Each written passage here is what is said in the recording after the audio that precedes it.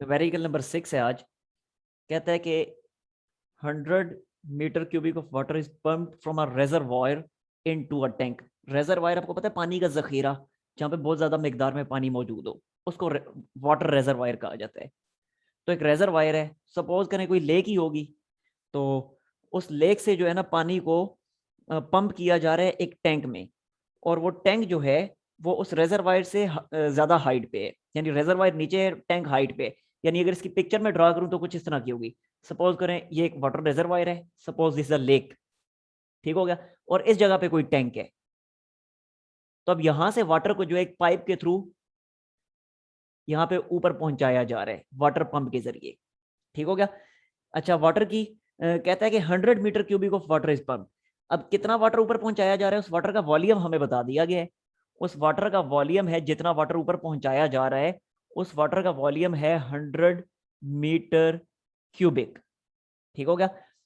10 metre higher than the reservoir. ये tank जो है इस रेजरवायर से 10 मीटर की हाइट पे है, यानी ये जो हाइट बनती है इस टैंक की वाटर रेजरवायर से, दैट हाइट इज 10 मीटर।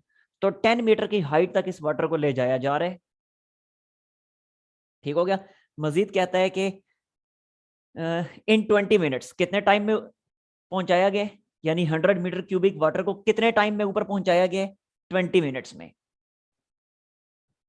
ठीक हो गया। कहता है find the increase in potential energy. आपने बताना है कि पोटेंशियल एनर्जी में कितना इजाफा हुआ है, एक बात, और दूसरी बात यह बताना है कि the power delivered by the pump, कि वो पंप जो वाटर को ऊपर पहुंचा रहा है उस पंप ने कितनी पावर डिलीवर की है। इन दो चीजों का आपने जवाब देना है। तो स्टार्ट करते हैं फिर। देखें, सबसे पहले हम पोटेंशियल एनर्जी फाइंड कर लेते हैं। तो पोटेंशियल एनर्जी फाइंड करना बहुत आसान है। आपको पता है पोटेंशियल एनर्जी किसके इक्वल होती है? पोटेंशियल एनर्जी होती है mgh। mgh। अच्छा, अब यहाँ पे पोटेंशियल एनर्जी फाइंड करने के लिए हाइट हमारे पास होनी चाहिए जो कि मौजूद है पहले से, जी की वैल्यू पता होनी चाहिए जो कि हमें पहले से पता है, मैस ऑफ वाटर वो हमें नहीं पता। तो कोई बात नहीं, मैस ऑफ वाटर हम फाइंड कर लेंगे। हमें पता है डेंसिटी का फार्मूला। डेंसिटी किसके इक्वल होती है?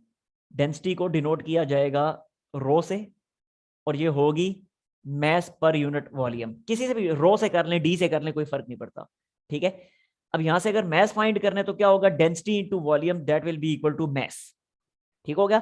तो इसलिए मैस की जगह पे मैं लिखता हूं डेंसिटी इंटू वॉल्यूम इंटू जी एच। अब डेंसिटी वाटर की हमें पता है, वाटर की डेंसिटी होती है, वो भी इधर टॉप पे मैं लिख देता हूं, वाटर की डेंसिटी होती है 1000 के जी पर मीटर क्यूबिक। ये वाटर की डेंसिटी होती है। तो लिहाजा डेंसिटी की जगह इसकी वैल्यू पुट कर दें जो कि है 1000। वॉल्यूम हमें वाटर का उसने ऑलरेडी बता दी है जो कि 100। जी की वैल्यू हमें पहले से पता है जो कि है 9.8, और हाइट हमें उसने खुद ही बता दी है वो है 10। इन सबको मल्टीप्लाई करें, आपको मिल जाएगी इंक्रीज इन पोटेंशियल एनर्जी। ठीक हो गया, यहां तक कोई मसला? हाँ जी, कोई इशू? क्लियर है सर। अच्छा, मैं यहाँ पे डायरेक्टली अब कैलकुलेट में नहीं कर रहा, यहीं से देख के मैं लिख रहा हूँ इसकी वैल्यू जो कि है 9.8। 9.8 मल्टीप्लाई 10⁶ जूल्स, ये इसकी वैल्यू आएगी। कैलकुलेट कर लीजिएगा आप लोग खुद ही। अच्छा, अब मजीद हमने पावर फाइंड करनी है, पार्ट बी में हमने पावर फाइंड करनी है। तो पावर आपको पता है क्या होती है? पावर होती है work done per unit time. Work done per unit time. अब इस केस में कितना वर्क हुआ है? हमें पता है इस केस में उतना ही वर्क हुआ है जितना पोटेंशियल एनर्जी में इंक्रीज आया है। वाटर की पोटेंशियल एनर्जी में जितना इंक्रीज आया है डेफिनेटली उतना ही वर्क हुआ है ना, ठीक है। क्योंकि आपको पता है वर्क किसके इक्वल होगा इस केस में, यहाँ पे चले मैं लिख भी देता हूँ। वर्क किसके इक्वल होगा? वर्क होगा फोर्स इनटू डिस्प्लेसमेंट। डिस्प्लेसमेंट कितना कवर हुआ? जितनी हाइट है, तो लिहाजा डिस्प्लेसमेंट की जगह आ गया एच। और फोर्स कितनी इस पे वाटर पे अप्लाई हुई? जाहिर सी बात है, जितना वाटर का अपना वेट है उसके वेट के इक्वली फोर्स इस पे अप्लाई की गई, तभी तो वाटर ये 10 मीटर की हाइट तक पहुंच सके। तो इसलिए फोर्स की जगह मैं लिख दूंगा mg। तो देख लें, W is equal to mgh, और वही तो हमने कैलकुलेट की है अभी, ठीक है। तो लिहाजा वर्क की जगह डायरेक्टली मैं लिख देता हूं 9.8, या एक स्टेप में चले लिख देता हूं mgh, ताकि फिर आपको बाद में जब देखें तो मसला ना हो। ये लिख दिया mgh डिवाइडेड बाई टी, और mgh की जगह क्या आ जाएगा? 9.8 multiply 10⁶ joules divided by time कितना है, टाइम उसने हमें खुद ही बता दिया 20 मिनट्स, और इसको जब सेकंड्स में कन्वर्ट करेंगे तो पता है आपको कितने सेकंड्स बनेंगे, ये बन जाएंगे 1200 सेकंड। ठीक है, डिवाइड कर दें इसको 1200 से, आपके पास फाइनल आंसर आ जाएगा जो भी आएगा। क्लियर हो गया, कोई मसला इसमें? यस सर क्लियर है। ओके, नेक्स्ट आते हैं न्यूमेरिकल नंबर 4.7 की तरफ। 4.7, अच्छा जी 4.7 न्यूमेरिकल है। इसमें ये कहता है हमें a force of 400 Newton is required to overcome the road friction and air resistance in propelling an automobile at 80 km per hour. What power must the engine develop? Engine को कितनी पावर अप्लाई करनी चाहिए, कितनी power exert करनी चाहिए इस automobile पे? Automobile आपको पता है गाड़ी को कहते हैं। देखें जी, जो गिवन डाटा है वो मैं लिख देता हूं। फोर्स कितनी है? 400 न्यूटन की। 400 न्यूटन की फोर्स इंजन अप्लाई कर रहा है उस ऑटोमोबाइल पे। Is required to overcome road friction and air resistance in propelling an automobile. कितनी स्पीड से इसको मूव करवाना है? इसको मूव करवाना है 80 किलोमीटर पर आवर की वेलोसिटी से। What is the power in kilowatt? Power आपने फाइंड करनी है किलोवाट्स में। तो चले मैं क्या, है तो वैसे आसान ही है, कोई इसमें मुश्किल नहीं है, लेकिन कुछ कैलकुलेशंस हैं उसकी वजह से मैं आपको करके दिखा देता हूँ। ये हो जाएगा 80 मल्टीप्लाई, किलो की जगह आ जाएगा 1000, डिवाइडेड बाय पर आवर है तो 3600 से इसको मल्टीप्लाई कर देंगे, और ये हमारे पास आएगा, कैलकुलेट कर लेते हैं इसको, 80,000 डिवाइडेड बाय 3600, 22.22, ये बनता है 22.22 metre per second. 22.22 metre per second, ये हमारे पास आ गई वेलोसिटी। पावर फाइंड करनी है तो पावर का एक फार्मूला आपको पता है, work done per unit time, और दूसरा है फोर्स इनटू वेलोसिटी, और दोनों इक्विवेलेंट फार्मूलाज हैं। ये जब टॉपिक हमने किया था तो वहां पे मैंने आपको इक्वेट करके दिखाए थे। तो force into velocity F dot V, तो यहाँ पे एफ और वी के दरमियान एंगल कितना है? डेफिनेटली 0 डिग्री है, क्योंकि जिस डायरेक्शन में फोर्स अप्लाई हो रही है ऑटोमोबाइल पे, वेलोसिटी भी उसी डायरेक्शन में है, इसलिए एंगल 0 डिग्री होगा। सो सिंपली ये क्या बन जाएगा? एफ इंटू वी, क्योंकि cos 0 1 होता है, पता है आपको। अच्छा, अब अगले स्टेप में वैल्यूज पुट कर दें तो बनता है 400 इंटू वेलोसिटी कितनी है 22.22, और मल्टीप्लाई करें तो ये क्या बनेगा? मल्टीप्लीकेशन से बनेगा मल्टीप्लाइड बाय 400, ये बन जाता है 888.88, 888.88, और पावर है क्या? इसका होता है यूनिट वॉट्स। हमें किलोवाट में उसने कहा था फाइंड करें, तो किलोवाट में फाइंड करना है तो सिंपली क्या हो जाएगा? 8.888 मल्टीप्लाई 10 की पावर 3 वॉट्स लें भी, और किलो अगर तो बनेगा 8.88 kilowatt. Yes, any problem? Sir आपने पावर का ये फॉर्मूला क्यों यूज किया, एक दो फिर बता दें। पावर का ये फार्मूला मैंने इसलिए यूज किया है क्योंकि हमें गिवन ही फोर्स और वेलोसिटी है, तो जब फोर्स वेलोसिटी है तो पावर का यही फार्मूला यूज होगा, F dot V. Okay sir. इसका ले लें स्क्रीनशॉट।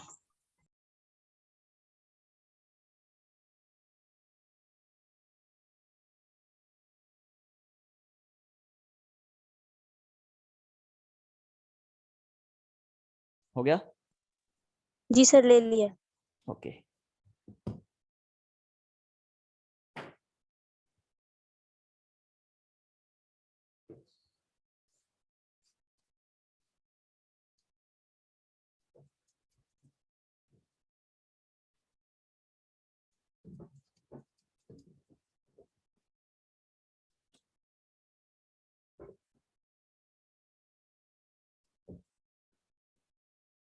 नेक्स्ट है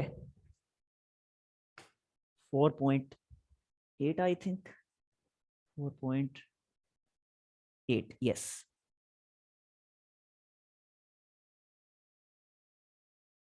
देखिए जी, न्यूमेरिकल नंबर है 4.8, और स्टेटमेंट है इसकी, कहता है how large a force is required to accelerate an electron. How large a force is required, सबसे पहली चीज तो हमने क्या फाइंड करना है, हमें फाइंड करनी है फोर्स। सो ये मैंने लिखा एफ और ये आगे क्वेश्चन मार्क डाल दिया, क्योंकि फोर्स हमने फाइंड करनी है। How large a force is required to accelerate an electron. एक इलेक्ट्रॉन को हमने एक्सलरेट करवाना है, और इलेक्ट्रॉन का मास उसने हमें दे दिए, वैसे आपको जुबानी भी याद होना चाहिए, 9.1 मल्टीप्लाई 10⁻³ kg, क्योंकि बहुत से न्यूमेरिकल्स में ये नहीं गिवन होगा, तो पता होना चाहिए आपको। अच्छा, to accelerate an electron from rest, rest से उसको एक्सलरेट करवाना है, तो रेस्ट से एक्सलरेट करवाना है तो इसका मतलब है इनिशियल वेलोसिटी हो गई 0, और कितनी वेलोसिटी तक एक्सलरेट करवाना है, up to a speed of 2 multiply 10⁻7 metres, यानी फाइनल वेलोसिटी हमें बता दी 2 × 10⁻7 मीटर्स पर सेकेंड, ठीक है, थ्रू अ डिस्टेंस। कितने डिस्टेंस में, डिस्टेंस भी बता दिए 5 सेंटीमीटर्स, 5 सेंटीमीटर्स, इतने डिस्टेंस में इसको आपने 0 से उसकी वेलोसिटी जो है यहां तक पहुंचानी है। अच्छा, डिस्टेंस का हमें पता है कि सिस्टम इंटरनेशनल यूनिट मीटर्स होता है, तो इसको मीटर्स में कन्वर्ट करेंगे तो बनेगा 0.05 मीटर्स, ठीक हो गया। अच्छा, अब हम स्टार्ट करते हैं, फोर्स हमने फाइंड करनी है, बताएं क्या आ रहा है आपके माइंड में, क्या यूज करना चाहिए हमें। Work energy principal. यस, बिल्कुल ठीक है, वर्क एनर्जी प्रिंसिपल हम यूज करेंगे। पता नहीं प्रिंसिपल के क्या स्पेलिंग होते हैं, देख लीजिएगा, दो हैं, PALPLE जो भी है। अच्छा, यूजिंग वर्क एनर्जी प्रिंसिपल जो कि है FD is equal to change in kinetic energy, यानी 1/2 mvF² माइनस 1/2 mvi², ठीक हो गया। फोर्स हमने फाइंड करनी है, तो इसको इधर ही रहने दिया, डिस्टेंस को दूसरी साइड पे शिफ्ट करें, और साथ ही साथ आपको पता है इनिशियल वेलोसिटी 0 है, तो ये पूरे का पूरा फैक्टर क्या हो जाएगा, ये पूरे का पूरा फैक्टर हो जाएगा 0, बाकी सिर्फ ये वाला फैक्टर बचेगा, तो ये ओवरऑल बनेगा mvF² डिवाइडेड बाय 2d। ले जी, इसमें वैल्यूज पुट करें, मैस आपको पता है गिवन है, फाइनल वेलोसिटी पता है गिवन है, 2 सिंपल कांस्टेंट है, d की वैल्यू पता है, लिहाजा पुट करें, आंसर फाइंड कर लें। एनी प्रॉब्लम जी, हो जाएगा ना, कोई इशू तो नहीं इसमें, अगर इशू है तो यस कर देता हो हूँ। जाएगा। ओके, नेक्स्ट है 4.9।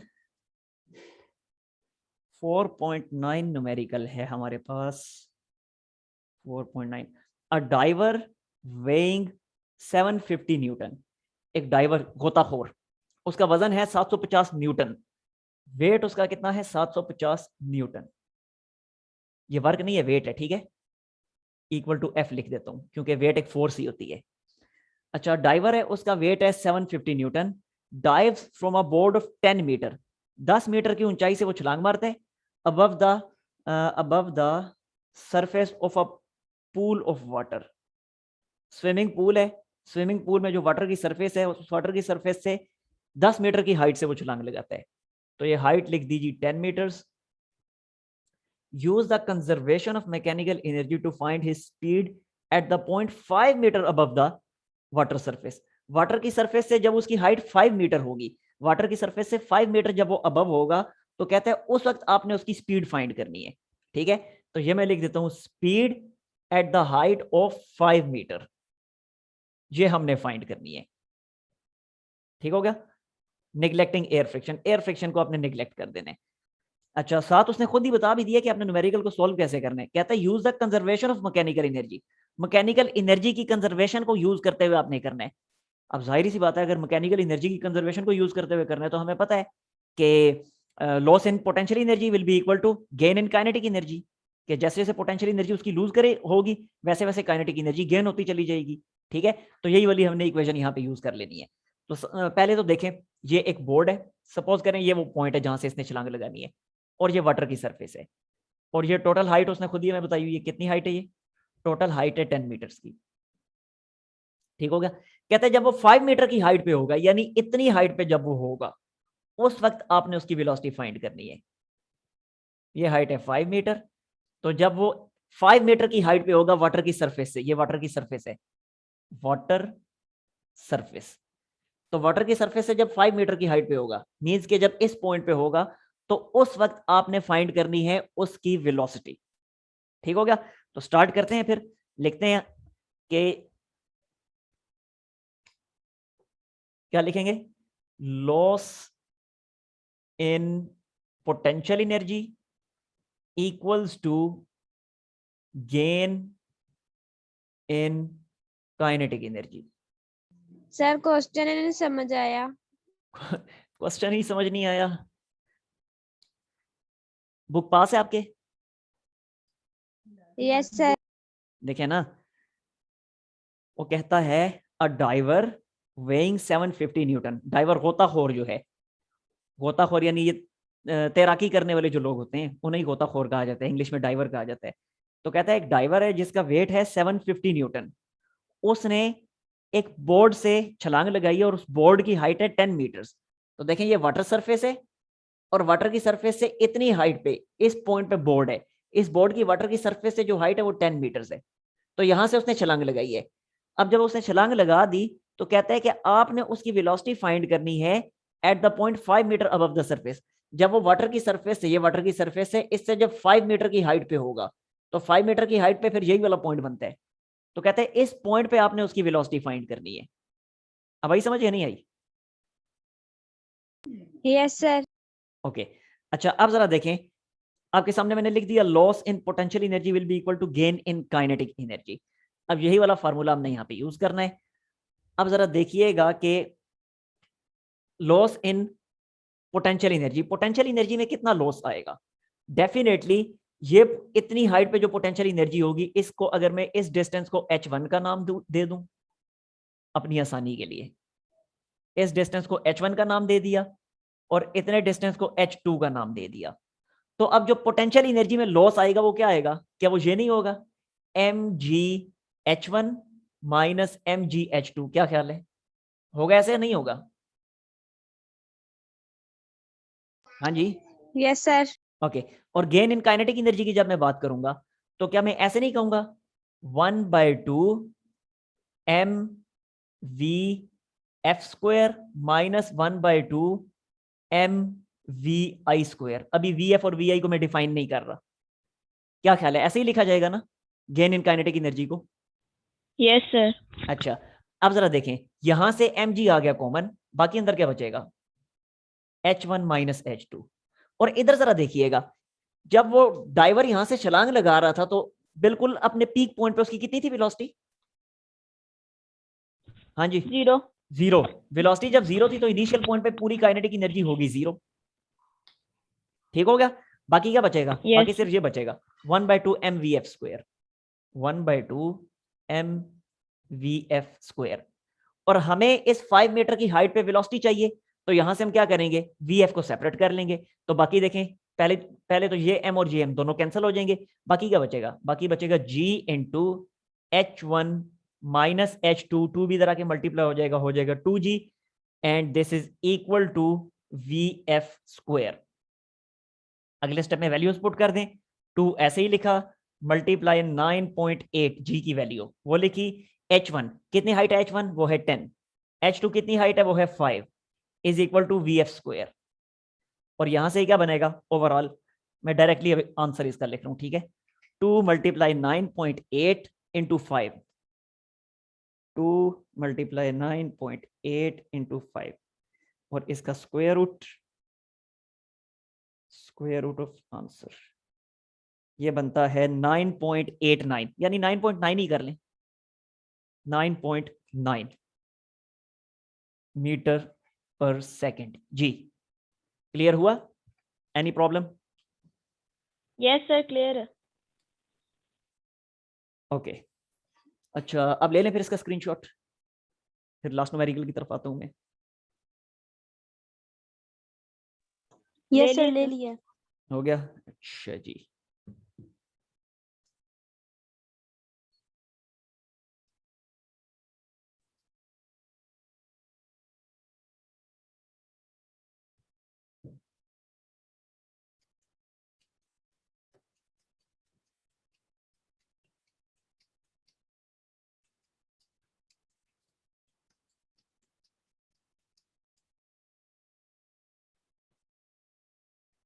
अच्छा जी, आते हैं लास्ट न्यूमेरिकल की तरफ, जो कि है, कहता है a child starts from rest at the top of slide of height 4 metre. एक स्लाइड है, यानी वो एक इंक्लाइंड प्लेन है, लाइक दिस, इस तरह का एक इंक्लाइंड प्लेन है।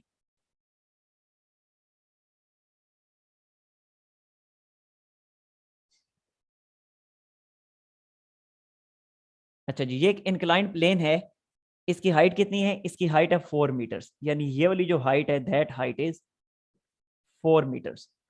What is his speed at the bottom if the slide is frictionless? अगर ये स्लाइड फ्रिक्शनलेस है तो कहता है बॉटम पे, यानी इस पॉइंट पे उसकी स्पीड कितनी होगी। Means final velocity once again हमने फाइंड करनी है। ठीक है, तो पहले तो ये गिवन डाटा जो है लिख देता हूं मैं। हाइट हमें गिवन है 4 मीटर्स, हमें फाइंड करने का कहा जा रहा है फाइनल वेलोसिटी, पहली चीज। दूसरी चीज क्या फाइंड करनी है? कहता है if he reaches at the bottom with speed of 6 metre per second. B में कहता है कि if final speed is 6 metre per second. कहता है अब अगर ये चाइल्ड जो है 6 मीटर पर सेकेंड की स्पीड से नीचे पहुंचता है, what percentage of his total energy at the top of the slide is lost as a result of friction. तो कहते हैं टोटल कितनी काइनेटिक एनर्जी में उसका सॉरी कितनी टोटल एनर्जी में लॉस आया है। ठीक है, what is the percentage of इस टोटल एनर्जी, यानी जितना एनर्जी में लॉस आया है उस लॉस की आपने परसेंटेज फाइंड करनी है। अभी आपको ये समझ नहीं आया, अभी मैं सॉल्व करूंगा तो इंशाल्लाह ऑटोमेटिकली समझ आ जाएगा। तो percentage loss of total energy, ये चीज हमने फाइंड करनी है। ठीक हो गया। तो पहले तो मैं फाइंड करता हूं पार्ट ए की फाइनल वेलोसिटी। कि पार्ट ए में जो उसने जो बताया हुआ है कि 4 मीटर की हाइट से वो नीचे आ रहा है, तो आपने फाइनल वेलोसिटी फाइंड करनी है, और साथ हम आपको ये बता रहे हैं कि स्लाइड जो है वो फ्रिक्शनलेस है। ठीक है, पार्ट ए में उसने क्या कहा हुआ है Majeed? Slide is frictionless, slide is frictionless, ये उसने पार्ट ए में हमें बता दिया है। वंस अगेन हम फिर ऐसे ही करेंगे जैसे भी पहले वाला क्वेश्चन हमने किया है कि loss in potential energy equals to gain in kinetic energy. क्योंकि वंस अगेन हमें यही उसने कहा हुआ है कि आपने बॉटम पे उसकी फाइनल वेलोसिटी फाइंड करनी है। तो जब बॉटम पे फाइनल वेलोसिटी फाइंड करनी है तो सेम वही वाला प्रोसीजर हम फॉलो करेंगे जो अभी इससे पहले वाले क्वेश्चन में हमने फॉलो किया था। तो ये मैंने लिख दिया, loss in potential energy equals to gain in kinetic energy, gain in kinetic energy. अच्छा, आप जरा देखिएगा लॉस इन पोटेंशियल एनर्जी क्या है। वंस अगेन क्या लिखा जाएगा? M G H one minus M G H two is equal to क्या लिखा जाएगा? 1/2 M V F square minus 1/2 M V I square. ठीक है। अच्छा, आप जरा देखिएगा, जब वो चाइल्ड यहां से उसने स्टार्ट लिया था तो इनिशियल वेलोसिटी कितनी थी उसकी? 0। 0, जिसकी वजह से इनिशियल काइनेटिक एनर्जी हो गई 0। ठीक हो गया। दूसरी एक और चीज देखिएगा, जब वो बिल्कुल बॉटम पे पहुंच जाएगा तो उसकी फाइनल हाइट कितनी हो जाएगी?